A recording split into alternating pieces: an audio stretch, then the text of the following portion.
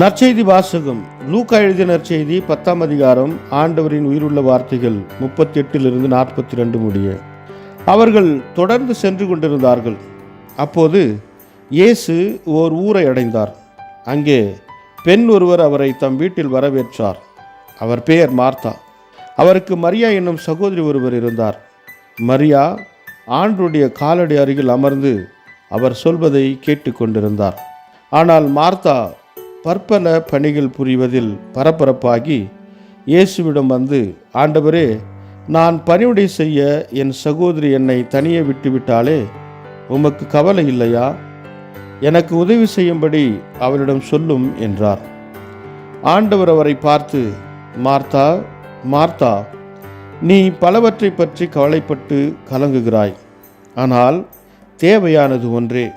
மரியாவோ நல்ல பங்கை தெரிந்து கொண்டார், அது அவரிடமிருந்து எடுக்கப்படாது என்றார். இது வாழ்வு தரும் கிறிஸ்துவின் நற்செய்தி. கிறிஸ்துவே உமக்கு புகழ். ಲೂಕ ಅಧ್ಯಾಯ 10 ವಚನ 38 42 ಯೇಸು ಮತ್ತು ಆತನ ಶಿಷ್ಯರು ಪ್ರಯಾಣ ಮಾಡುತ್ತಾ ಒಂದು ಊರಿಗೆ ಬಂದರು. ಮಾರ್ತಾಳೆಂಬ ಸ್ತ್ರೀ ಯೇಸುವನ್ನು ತನ್ನ ಮನೆಗೆ ಆಮಂತ್ರಿಸಿದಳು. ಆಕೆಗೆ ಮರಿಯಳೆಂಬ ತಂಗಿ ಇದ್ದಳು.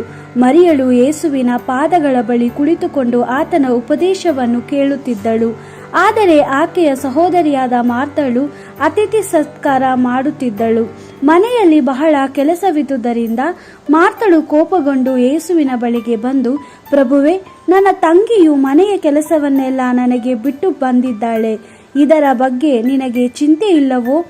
ನನಗೆ ಸಹಾಯ ಮಾಡಲು ಆಕೆಗೆ ಹೇಳು ಎಂದಳು. ಆದರೆ ಪ್ರಭುವು ಅವಳಿಗೆ, ಮಾರ್ತಾ, ಮಾರ್ತಾ, ನೀನು ಅನೇಕ ಕೆಲಸಗಳ ಬಗ್ಗೆ ಚಿಂತಿಸುತ್ತಾ ಗಡಿಬಿಡಿಯಾಗಿರುವೆ. ಒಂದೇ ಒಂದು ಮುಖ್ಯವಾದದ್ದು. ಮರಿಯಳು ಮಾಡಿದ ಆಯ್ಕೆ ಸರಿಯಾದದ್ದು. ಆಕೆಯಿಂದ ಅದು ಎಂದಿಗೂ ತೆಗೆಯಲ್ಪಡುವುದಿಲ್ಲ ಎಂದನು. ದೇವರ ವಾಕ್ಯವಿದು. ದೇವರಿಗೆ ಕೃತಜ್ಞತೆ ಸಲ್ಲಲಿ. Gospel according to Luke chapter 10 verse 38 to 42. As Jesus and his disciples were on their way, he entered a village, and a woman called Martha welcomed him to her house.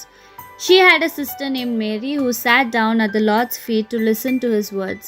Martha, meanwhile, was busy with all the serving she had to do, and at last she said, Lord, do you not care that my sister has left me to do all this serving alone?